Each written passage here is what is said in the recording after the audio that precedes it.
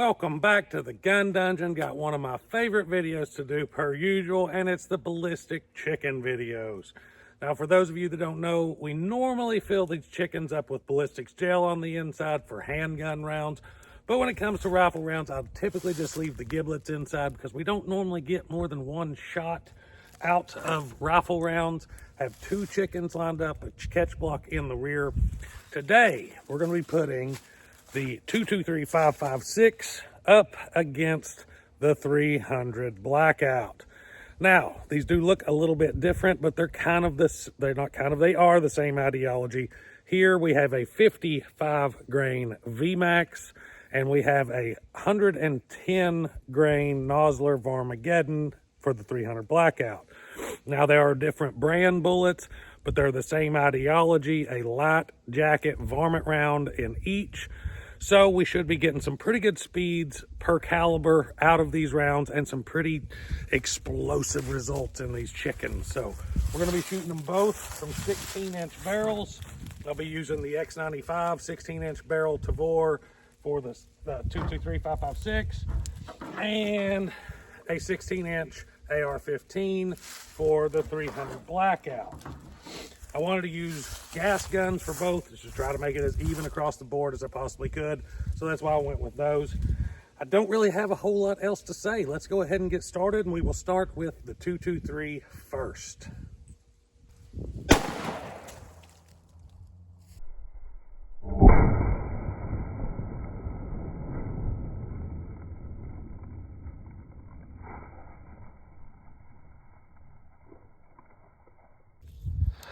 All right, so that's pretty violent for a little 5.56, 223, whichever one is. Their hand load. That's why I keep interchanging them back and forth. I don't really know what pressure it's loaded to.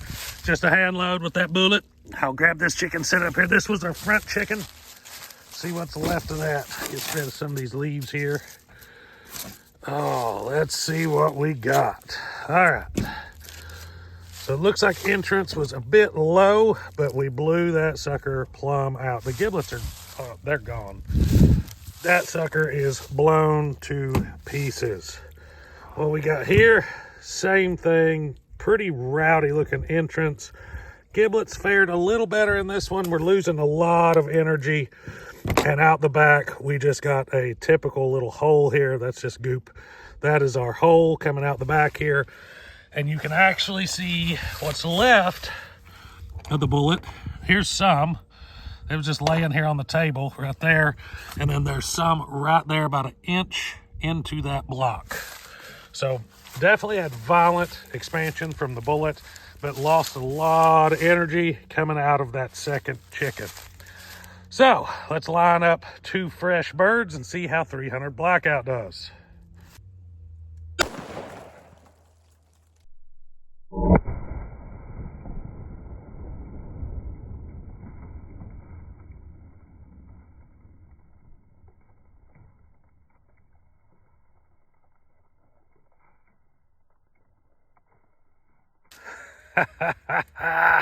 All right, guys. Now, I haven't touched the chickens. This is how they've been laying. I'm going to make a prediction just based on what I see on the table and the amount of chicken rain that took place after that one, that the 300 exhibited a bit more energy. Now, let's take a look and see what we got. I don't know which bird's the front one, which one's the rear one. Have to watch the slow-mo. But let's just look. This one, no matter which one it is, that's all that's left. I'm going to assume that's the front bird. And if it is, you can see I didn't hit much higher. That's that would be the breastbone and all that. I didn't hit much higher, and I tried to aim kind of low on this one since I hit kind of low on the other one. And I didn't hit much higher than what I did with the 223. So I feel like it's a pretty fair representation if that's the entrance, which I think that it is. I think that's the first bird too, because this is the back of this bird and there's just a little exit coming out the back. But look at the front of that one. Wow. Giblets everywhere. Dogs are going to love that. Oh, that bone is sharp. But that's what we got with the second bird. And as I said, just a little hole coming out of the back there. And we got right at the same amount of penetration. See it right there. The lower one is the 223. It actually got a little less penetration into that block. You can see it right here. There's the 223. There's the 300 Blackout. So, I mean, it's kind of expected. You got a little heavier bullet, but if you do the math, just go to Hodgson's website and look at some load data. Compare hottest and hottest, lowest and slowest, whatever you want to do. But typically from a 16-inch barrel, you're going to get more energy from a 300 Blackout, at least at close ranges. And that's kind of what we see here. So there we go. Let's get some of this chicken goop off of me here. But before we dive too deep into end-all be-all conclusions, just keep in mind, this is mainly for entertainment purposes with a little bit of knowledge and demonstration coming your way. But keep in mind, there's several variables at play when it comes to comparing rounds, such as bullet selections, distances, things of that nature, that's going to give you one a little bit of advantage over the other. So this is a sample size of 2 off-brand bullets with the same ideology, of course, at a very, very close range from 16-inch barrels. You do this at 100, it might completely change. Who knows?